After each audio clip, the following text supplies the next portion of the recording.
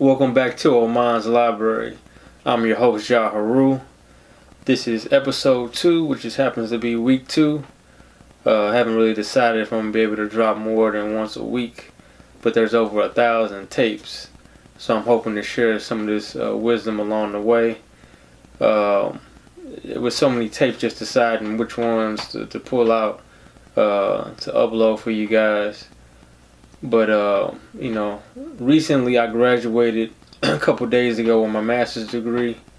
I got my MBA. It was actually up the street here in St. Louis at the University of Missouri St. Louis at the Two Hill Center.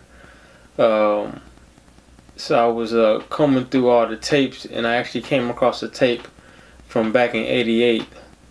It was sometime in the early '80s. At the latest, '88. Didn't have a real. The date was kind of rubbed off on the tape. But Minister Farrakhan spoke at the University of Missouri St. Louis back in the '80s, and on the tape he dropped a few jewels that I like to share with you. So through the different clips, you get to see, hear what he's talking about. Part 1, he talked about generational wealth, building that generational wealth. Which is still critical to this day, as that ties into, a lot of the economic struggles that, we still facing. Part 2, he talked about Black History Week and Carter G. Woodson starting that Negro History Week.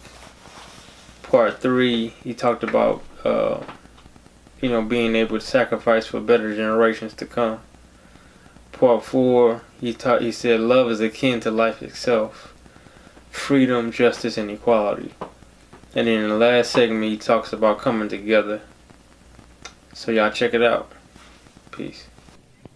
That we understand that we're just not created by Almighty God to come forth out of our mother's womb and lay around in this society or in America or wherever we may be, hopeless, helpless, pitiable, pitiful, wretched creatures, living from day to day, looking for a job, trying to feed ourselves and our families, partying, boogieing, laughing, dancing, frolicking, and dying without any aim or purpose.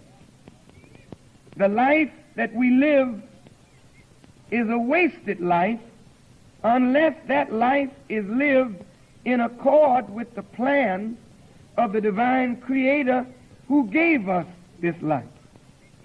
If our life is lived amiss of the divine plan, then our whole life is a wasted life.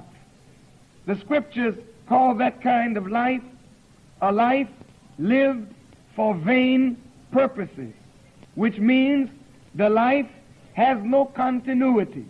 It lives for self, therefore it dies with self.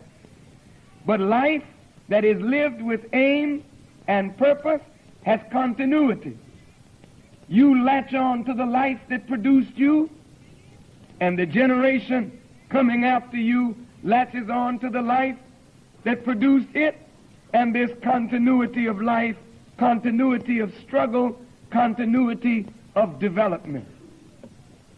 But when we live aimless, purposeless, each generation starts from scratch almost, not pulling from former generations, repeating the mistakes of the past because we really have no continuity, no real aim, no real purpose. Something is amiss in our lives. And fought for black people getting what they call Negro History Week in a white-oriented society, while we would be in terrible worse shape today. And we're already in bad shape, but where would we be if somebody didn't recognize we needed to know something about ourselves? That means that white people who have been the governors, the rulers of this society, did not care at all whether you or I knew anything of ourselves, and they didn't care whether their own people had a proper knowledge of us. That means then that we live in a world where white folk have a perception of us that is shaped by their own rulers, and that perception is not altogether true. And black people have a perception of ourselves shaped by white people, which is totally untrue. Whatever you and I are, that is what we produce. So if we do not become better students, we cannot produce better generation of people.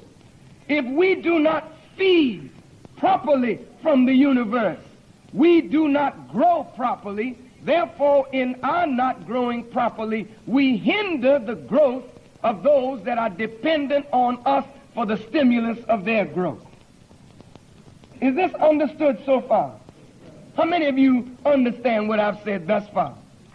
Do you really?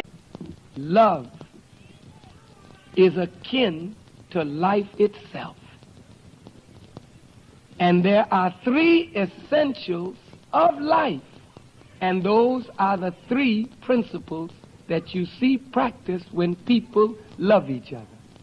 And those principles are freedom, justice, and equality. When you love somebody, you cannot enslave. When you love somebody, you will always treat them with justice, fairly, equitably, and you, when you love, you do not love to put one over the other. You love to make men equal by the law of God. So there is no love if there's no freedom. There's no love if there's no justice. There's no love if there is no equality. Now, let's deal with love. Black boy, black girl. Goldilocks. And the poor child thinks there's something wrong because her locks are not golden, and sometimes she don't have locks at all.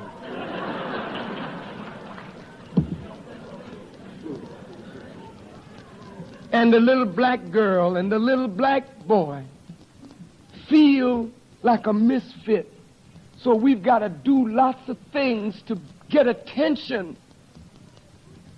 So the beautiful black girl, she doesn't feel love, so she just gives herself away sexually. Anything to be wanted, anything to be loved, anything to be accepted.